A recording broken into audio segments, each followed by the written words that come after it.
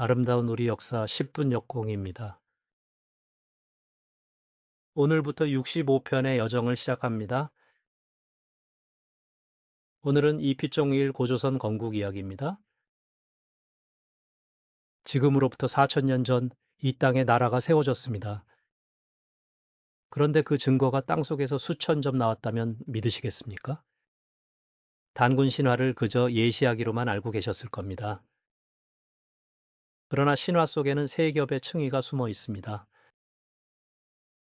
그리고 이 이야기는 사료에 분명히 기록되어 있습니다. 1281년 고려 승려 일현이 붓을 들었습니다.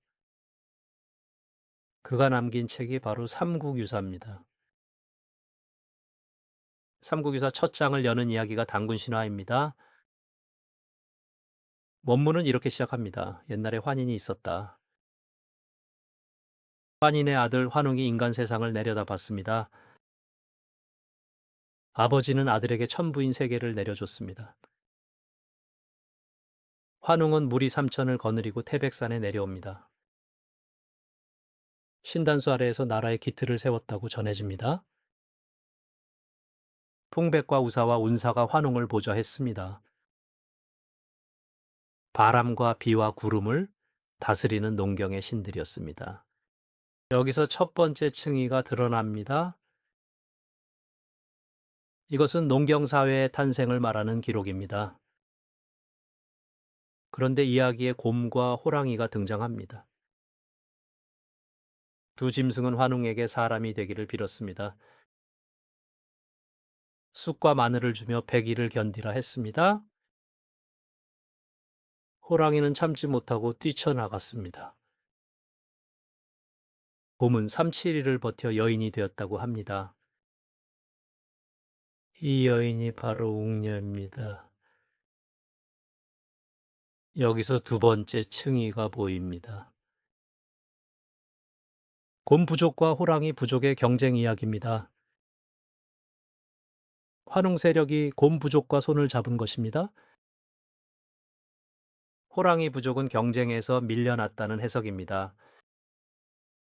웅녀는 환웅과 혼인해 아들을 낳습니다. 그 아들의 이름이 당군왕검입니다.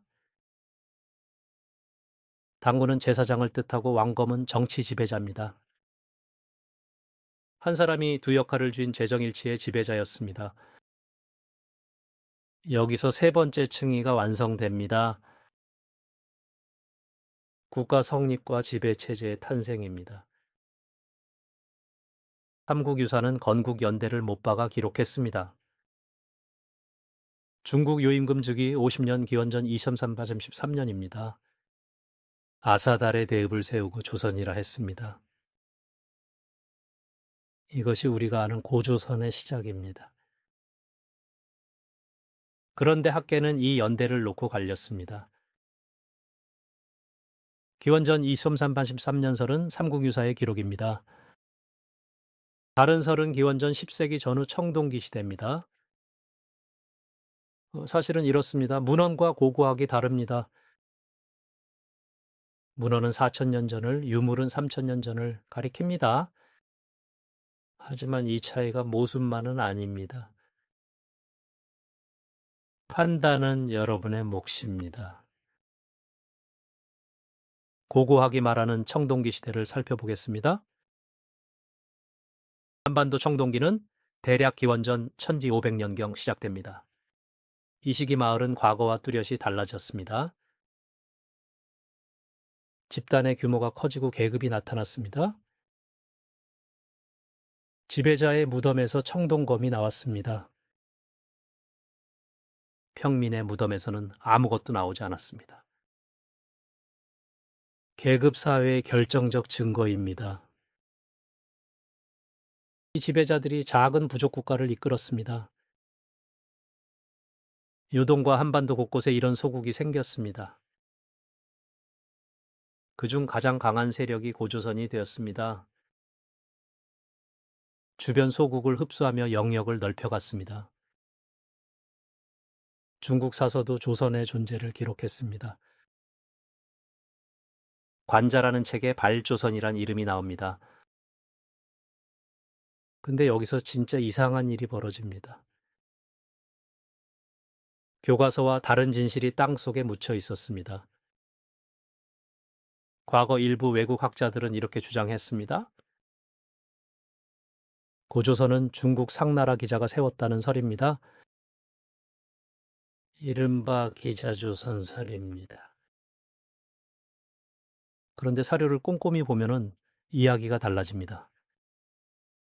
기자조선설의 근거는 상서대전 한 권뿐입니다. 기록 시점은 사건보다 1000년이나 뒤였습니다. 반면 우리 땅의 고고학 증거는 압도적입니다. 바로 비파형동검이라는 유물입니다. 검의 모양이 악기 비파를 닮아 붙은 이름입니다. 중국 중원의 청동검과는 모양이 완전히 다릅니다. 고조선 고유의 독자적 청동기 문화였습니다. 이 검은 만주에서 한반도 남부까지 출토됩니다. 지금까지 발굴된 수량만 수천 점입니다. 요령성, 길림성, 평양, 충청도까지 확인됩니다. 같은 문화권이 이 넓은 지역을 덮고 있었습니다. 고조선의 영역이 그만큼 광대했다는 증거입니다. 중원의 화려한 청동기와는 다른 길을 걸었습니다. 제사의식에 쓴 청동방울도 독특합니다. 고운 기하학문이 청동거울도 발견됩니다. 이 세 가지가 고조선 지배층의 상징이었습니다. 환인이 환웅에게 준 천부인 세 개와 겹칩니다. 신화가 고고학과 맞아떨어지는 순간입니다. 당원 신화는 허황된 이야기가 아니었습니다. 청동기 사회의 실제 역사를 담은 기록이었습니다. 상징과 은유의 역사적 사실이 녹아 있었습니다. 곰과 호랑이는 부족의 토템이었습니다. 환웅의 하강은 이주 집단의 도래였습니다. 당운왕검은 실존한 재정일치의 지배자였습니다. 이제 반전의 의미를 정리할 차례입니다. 고조선은 신화 속 환상이 아니었습니다.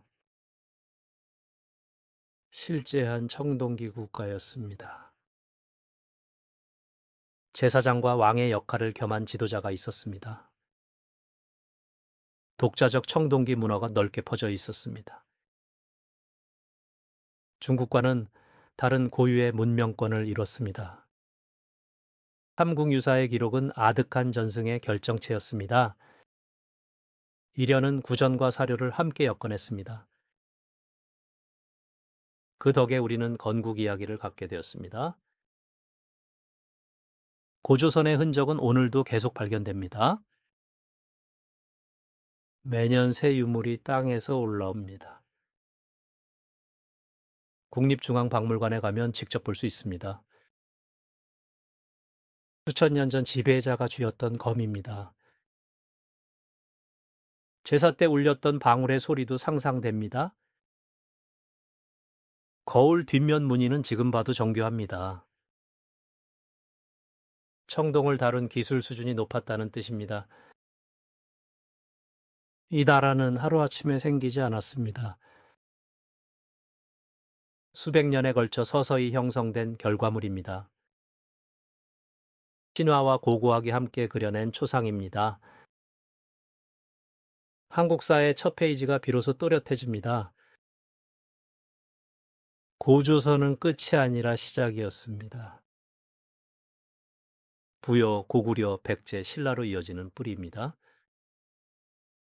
그 뿌리가 이 땅 깊숙이 박혀 있었던 것입니다. 다음 편에서는 단군 이후의 이야기로 넘어갑니다. 고조선이 어떻게 성장하고 무너졌는지 보겠습니다. 그리고 이 비파형 동검이 발견된 곳들은 지금의 국경 너머에도 있었습니다. 역사는 현재의 거울이라고 합니다. 사실을 바로 알고 옳고 그름을 스스로 판단하는 것. 그게 우리가 역사를 공부하는 진짜 이유 아닐까요? 구독과 좋아요, 알림 설정 잊지 마세요.